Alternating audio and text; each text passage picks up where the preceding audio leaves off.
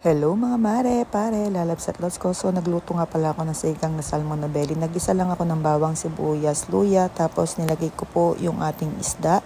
And then nilagay yung kamatis at patis, tinakpan ko, bawal haluin. Then after a few minutes, buksan ninyo mga mare at pare.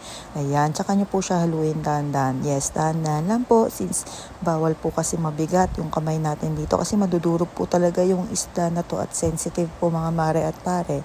And then ayan po, lalagyan po natin yung sabaw natin. Konting tubig lang po. Pag ako po ay nagsasabaw, konti lang po ang tinutubig ko talaga mga mare at pare.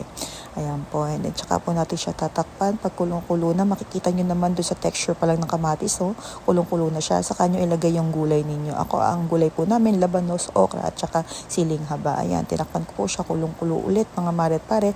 Nung naluto na yung gulay ko, mare, nilagay ko na rin yung kangkong sa ibabaw. Ayan, then pakuluan nyo po siya ulit maigi. And then, after mga 5 minutes o 10, ayan po mga mare at pare, luto na po ulit. Luto na po pala ang ating sinigang na salmong belly mga mare at pare at pwede nang iserve sa ating family. Yun lang, bye!